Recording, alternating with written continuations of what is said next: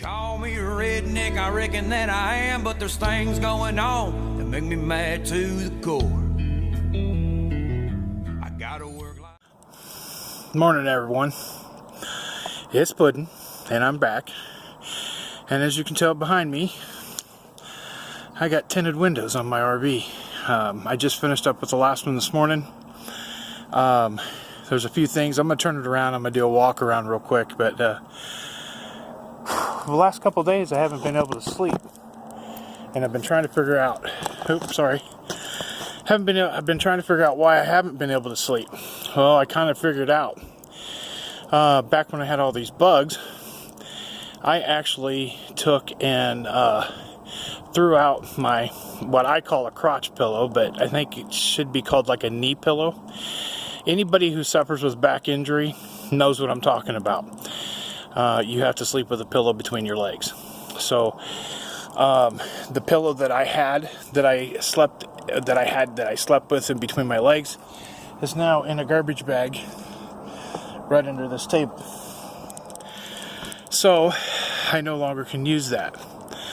So in saying that, so now I have to come up with a new pillow.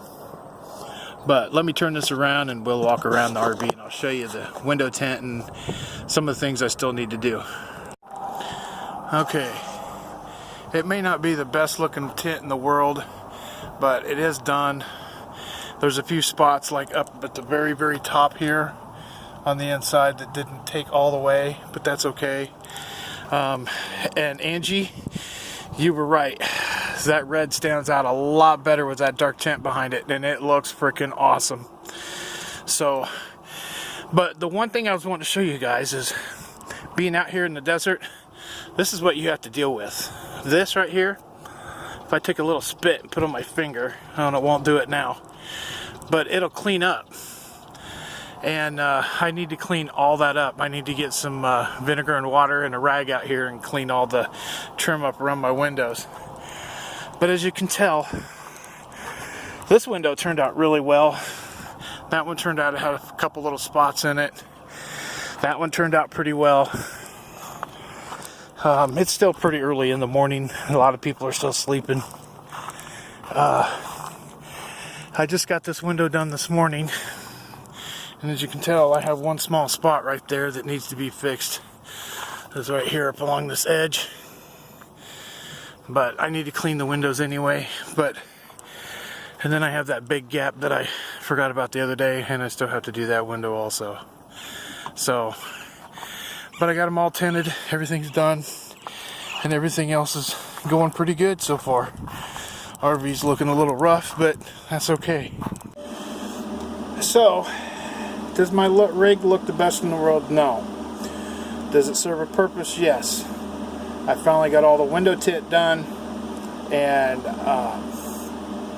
hopefully now I can try to get this place cleaned up a little bit and make it look a little nicer.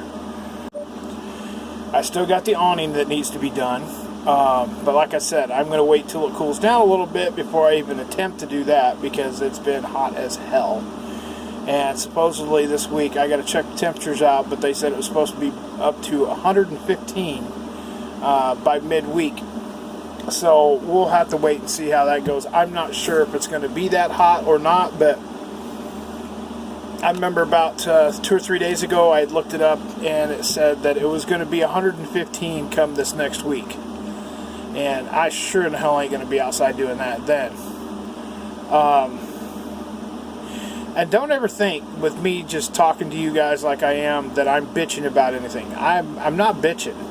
There's shit I gotta do that, you know what, I'm retired. I can do it whenever I fucking want to. Pardon the French. And I know a lot of people give me crap because they're like, well, you need to get that done. Well, no, I don't. I busted my ass for over 30 years, and I had a schedule I had to meet. I don't have a schedule anymore. I do what I want when I want.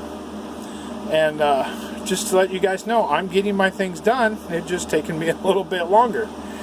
I just never realized old age would catch up to me so damn fast. But it does. Seems like yesterday I was 20 years old and I could just throw like 10 sheets of plywood on my back and just go to town. Today I struggled picking up one sheet of plywood. And that's even if I could pick that up. I don't know. I'm not supposed to be picking up over 20 pounds. And there's a lot of times I can't. That's why the generator's in the back of the truck. So, you know, just be careful. Always work smarter, not harder. And if you guys have to do anything, and take care of yourselves, take care of your body.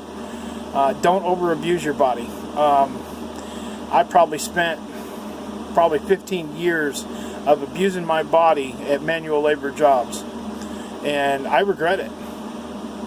I really do. You know, it is what it is.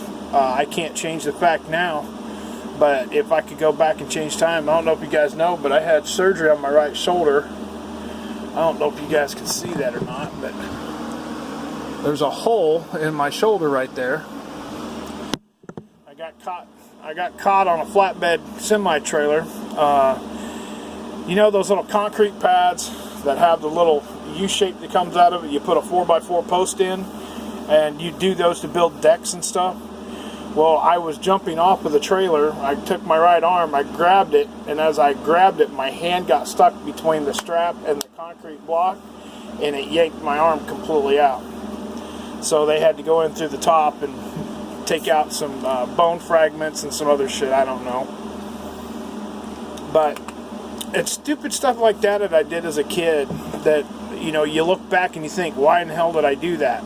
Or, you know, why did I just do the stupid stuff I did? Because I'm telling you right now, the older you get, the more it affects you. I don't know if I have any young people watching this channel or not, but if you're younger, if you're in your 20s, man, take care of your body. Man or woman. I know everything's got to be politically correct, but just you young people, take care of your bodies. Do things smarter, not harder. When you lift shit, make sure you bend your knees. Do things the right way. Don't do it the wrong way, because I guarantee you, and just like me and half the other people that are my age, they'll tell you the same thing. Don't wear out your body, because in the long run, when you get older, it'll affect you. And it does. So that's what I wanted to bring to you guys today. As you can tell, the RV is done now. The windows are tinted. I still need to clean up the windows on the outside. I just don't feel like doing it. Like I said, the last 3 or 4 nights, I have not been able to sleep at all. And I finally figured it out because I got rid of my crotch pillow. So you people out there that have bad backs, that sleep with a pillow in between your legs, let me know in the comments of what kind of pillow you use, because the pillow that I had was actually 2 old feather pillows that made it, you know, about, I don't know, 10 inches thick, and that always worked wonderful for me. Well, these 2 new pillows I bought are about that freaking thick, and it's not working, and I can't get comfortable. I cannot. I've tried layering both pillows together, and it's still about that thick. If you guys know of anything on Amazon or anything, I'm going to probably look it up myself here in a little bit, but let me know what you guys use, because I know it sounds crazy, but in order to be comfortable, your legs have to be opened in order for your spine to be aligned right. And my spine is not aligned right now. It freaking hurts. So you guys do what you can and just take care of yourselves. And hopefully in a couple days I'll have another video for you. Alright, I want to cut in here. This is for my friend Lisa, and she recommended I do this, and I'm going to make a thing and I'm going to put it up here, but it's going to be story time with Puddin. She told me that I needed to start telling stories of shit that's actually happened to me in my past. So I hope you guys are buckled in and ready for one hell of a ride, because some of these stories will make you laugh your ass off. So this first one, I was 22 years old, and I was dating a girl. I just bought a brand new 1992 Ford Ranger, and at that time we took our girls out in the middle of a cornfield in the spillway. And I hope you guys know what you're talking about. In the cornfield or a bean field or whatever, they're called spillways, where the water runs through the field and keeps the water off the crops. Well, we take our girlfriends out in the spillway, down the tailgate, do our thing, and then get out of there. So in other words, we took our girls out there and had sex with them, and then we brought them back in town. And that was the thing back then. Anyway, so I had taken my girlfriend out there at the time, and we done it. We got done. We come pulling out of the spillway. Well, this guy stopped me and says, "What are you doing out there?" And said, "We were just out there playing a little bit." Didn't want to tell him what we were doing. It was, at the time, it was a little bit obvious what we were doing, but come to find out, it was the owner of the cornfield. He did not own the cornfield, but he was leasing it through the state. So anyway, later that evening, I get a knock on my door from the police. And the cops are asking me, says, "Would you please come down to the station with us?" I'm like, oh crap. So anyway, I had to go down to the police station. I had to fill out a report, and I had to fill out what I was doing. Well, anyway, I ended up having to go to court over this. So my girlfriend and I, at that time, had to go to court. So we walk into the courtroom, and it's our turn to go up to the judge. And the judge looks at me, and he goes, "Mr. Stevenson, what were you doing out there that day?" And I said, "Sir, me and my girlfriend were out there, and we were kind of, doing it on the tailgate." He goes, "Excuse me, you were doing what?" I said, "We were kind of doing it on the tailgate." He goes, "You need to be more explicit." My girlfriend at that time yelled up and said, "He was fucking me on the tailgate, Judge." So the judge yells at her and says, "Young lady, if you make one more outburst, I will find you in contempt." She actually replies to him and says, "Well, you wanted to know what we were doing. He was trying to be polite and tell you what we were doing, but evidently you didn't understand, so I told you what we were doing." So anyway, I ended up getting fined $3,000. And come to find out, it was called criminal damage to state property, because the state owned it and the farmer was leasing it, or whatever the hell you want to call it. So, but you'd think that's the end of the story. No, it's not. So me and a bunch of buddies get together the following weekend. We get a bunch of beer, and we get a car that has no serial numbers on it. And I asked him, I said, "You guys ready to go have some fun and play in a cornfield?" Yep. This is my line of thinking at that time when I was young. If I'm going to get in trouble and I have to pay for damage I did to property that I did not do to that property, I'm damn well going to do it. So me and a bunch of buddies went out that night, and we tore up the cornfield, and that way I had to pay for something I actually did. That's my story today. I hope you guys enjoyed it. Anyway, y'all be safe, love one another, be kind to one another, and live life to the fullest, because tomorrow's not promised. And always remember, Puddin 2020. Y'all be good, love one another, and I love you. I don't care what race, creed, color, orientation you are. I love everyone. So God bless each and every one of you, or my heartfelt to everyone, and we'll catch you in the next video. Y'all have a great day.